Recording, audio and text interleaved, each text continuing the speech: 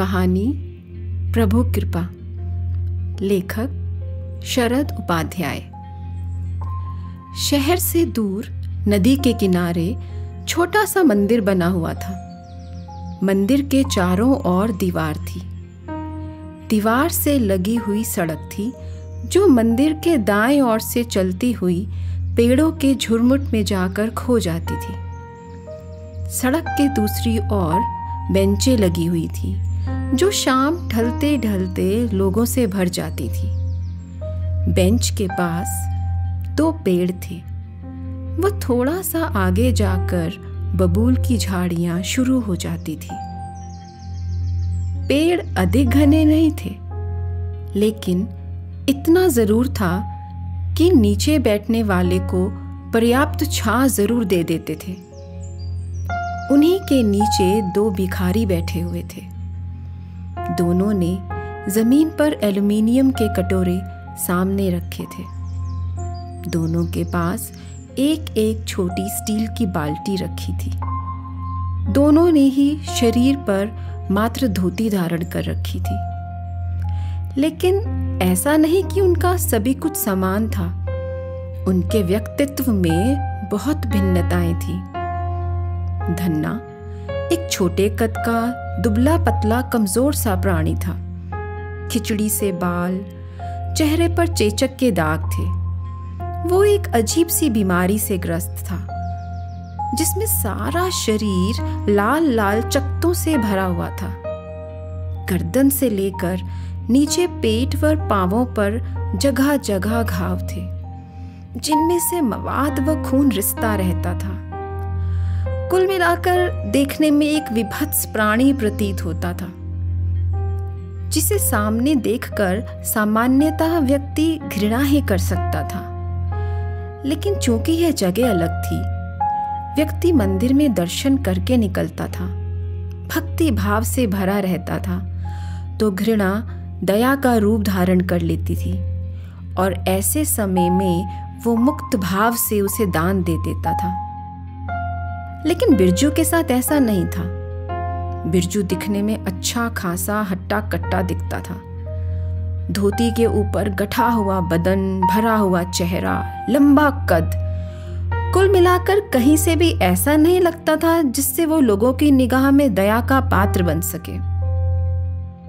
और तो और तिस पर धन्ना के बगल में बैठने से रहा सहा असर भी खत्म हो जाता था। दुबला पतला, कृशकाय, घाव व चकत्तों से भरा शरीर निसंदेह हष्ट पुष्ट शरीर पर भारी पड़ता। नतीजे में जहां धन्ना को अच्छी खासी भीख मिलती, वहां बिरजू को ना केवल भीख कम मिलती बल्कि कभी कभी उपेक्षा का सामना करना पड़ता। लोग उसके गठीले बदन के कारण उसे हे दृष्टि से देखते। सामान्यतः लोगों के लिए धन्ना दया का पात्र था। अक्सर महिलाएं तो उसकी हालत देखकर द्रवित हो उठती, लेकिन वास्तव में ऐसा नहीं था। यदि बीमारी की बात छोड़ दी जाए तो धन्ना का जीवन समृद्ध था। भीख उसे इतनी मिलती थी कि वो ना केवल बढ़िया खाना खाता था बल्कि दारू, गांजा, चिलम का भी भरपूर आनंद लेता। दूसरी ओर बिरजू का हाल ठीक नहीं था। उसे कभी कभी तो इतना कम पैसा मिलता था कि वो ढंग से रोटी भी नहीं खा पाता था। बस्ती से दूर इस मंदिर के बाहर बैठे दोनों भिखारियों की दुनिया भले ही छोटी सी थी और व्यावसायिक प्रतिस्पर्धा का क्षेत्र भी बेहद संकुचित था, लेकिन वे पल पल इस भाव को निरंतर जीते थे। धन्ना को अपने चकत्तों और घावों से भरे शरीर के कारण बिरजू से अधिक भीख मिलती थी, तो वो अपने सड़े गले शरीर पर वैसे ही मुग्ध था जैसे कोई बहुत खूबसूरत नायिका अपने अप्रतिम सौंदर्य पर मुग्ध होती है। पर यह सोच एक तरफा नहीं थी। दूसरी ओर बिरजू भी व्यावसायिक प्रतिस्पर्धा में पिछड़ने के कारण ईर्ष्या का शिकार था और इसके लिए धन्ना के उस सड़े गले शरीर से वह वैसे ही द्वेष रखता था जैसे कोई बदसूरत युवती किसी अत्यंत सुंदर नवयौवना की देहहिष्टि से कुंठित रहती थी। बिरजू पल पल इस कुंठा में जीता रहा था। बगल में बैठे धन्ना को मिली हर भीख उसे अंदर ही अंदर एक टीस से भर देती थी।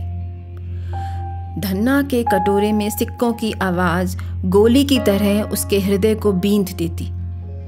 वो बहुत कोशिश करता कि किसी तरह उसे भीख अधिक मिल जाए।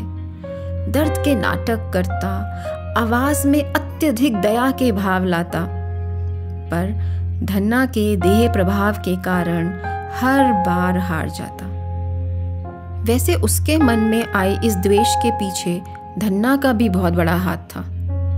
वो भी कभी मांस मदिरे का सेवन करता तो बिरजू का साथ नहीं बांटता। एक ही चौबारे में बैठा बैठा निरपेक्ष भाव से माल छानता और सामने ही बिरजू सूखी रोटियां खाता रहता। अकेला ही बैठा बैठा देसी दारू को सुड़क सुड़क कर पीता रहता। मदिरा की खुशबू बिरजू के मन को आनंदित कर देती, पर धन्ना की तरफ से कोई आमंत्रण ना पाकर उसका मन बुझ जाता। उसके इस तरह के एकल उपभोग ने द्वेष की आग को और अधिक भड़का दिया था। कभी कभी बिरजू बहुत आगे की सोच बैठता। उसे लगता कि धन्ना की बीमारी कब तक चलेगी। उसकी सड़ी गली देह भला कौन सी शाश्वत है। एक दिन इस बीमारी से अंत निश्चित है, फिर तो बस वो ही। वो उसके पास बैठकर बहुत बारीकी से बीमारी के बारे में पूछता, पर वो हमेशा यही कहता कि उसे शरीर में किसी तरह का दर्द नहीं है और पीड़ा नहीं है, बस ये छूत की बीमारी है, फटाफट फैल जाती है। अब यहाँ कौन सा घर परिवार है जो किसी को खतरा है। इस बात से बिरजू को बहुत निराशा होती कि उसका तो पूरा जीवन इस पीड़ा में ही गुजरेगा। कभी कभी उसे लगता वो यह जगह छोड़कर कहीं चला जाए, पर उसे यही ख्याल आता कि बस्ती के दूर होने के कारण यहाँ तो फिर भी वो दोनों ही हैं, लेकिन बाकी जगहों पर तो इतनी भीड़ है कि बस वो यह ख्याल भी छोड़ देता। एक दिन ऐसे ही बिरजू को रात भर नींद नहीं आई। सोचते सोचते सुबह ही हो गई, पर उस दिन वो बहुत ही खुश उठा। उसने देखा अभी तक धन्ना सो रहा था। उसने झटपट लकड़ियां सुलगाई और चाय बना ली। इससे पहले कि धन्ना उठे वो चाय लेकर उसके सिरहाने पहुंच गया। धन्ना को आश्चर्य तो हुआ, पर उसने कुछ कहा नहीं, चुपचाप चाय पी ली। बस उस दिन से बिरजू उससे बहुत घुल मिलकर रहने लगा। साथ साथ रोटी खा लेते, रात को देर तक बातें करते करते उसकी गोदड़ी पर ही सो जाता। और तो और बिरजू कभी कभी उससे यह भी कह देता, देख घाव से कैसा खून निकल रहा है, ला थोड़ा नारियल का तेल लगा दूं। धन्ना बहुत मना करता, रहने दे बिरजू, छूत की बीमारी है, तुझे भी लग जाएगी। पर वो नहीं मानता। घावों को साफ करता, नारियल का तेल लगाता, और फिर वो भी इतनी लापरवाही से कि उसकी घावों को साफ करने के बाद अपनी धोती से ही पोंछ लेता। धन्ना ने उसके इस अप्रत्याशित व्यवहार को सहज नहीं लिया। शुरू शुरू में उसने इसे महज मिल बांटकर खाने पीने का तरीका समझा और वो पहले की तरह अकेले ही खाता पीता रहा। पर जब इससे बिरजू पर कोई प्रभाव नहीं पड़ा तो थोड़े दिनों में वो भी सामान्य हो गया। इसी तरह दिन गुजर रहे थे कि एक दिन बिरजू सुबह सोकर उठा तो उसे पांव पर कुछ रेंगता हुआ महसूस हुआ। वो चौंका, कहीं कोई कीड़ा मकोड़ा तो नहीं है। उसने धोती उठाई, देखा उसकी जांघ पर लाल लाल चकत्ते उभर आए थे। उसने फौरन धन्ना को उठाया। धन्ना नींद में था, पर उन निशानों को देखकर चिल्ला उठा, यह क्या कर लिया तूने? हो गई ना बीमारी? मैं कितना मना करता था, मेरे पास मत आ, घावों को हाथ मत लगा, पर तूने मेरी एक ना सुनी। अब ले भुगत। उसका हृदय जोरों से धड़क उठा। क्या तुझे भी शुरू में इसी तरह हुआ था? धन्ना उसके चकत्तों को गौर से देख रहा था। हाँ, बिल्कुल इसी तरह, ऐसे ही। बिरजू ने कुछ नहीं कहा। वो चुपचाप उठा और धीमे धीमे कदमों से चलता हुआ मंदिर के अंदर आ गया।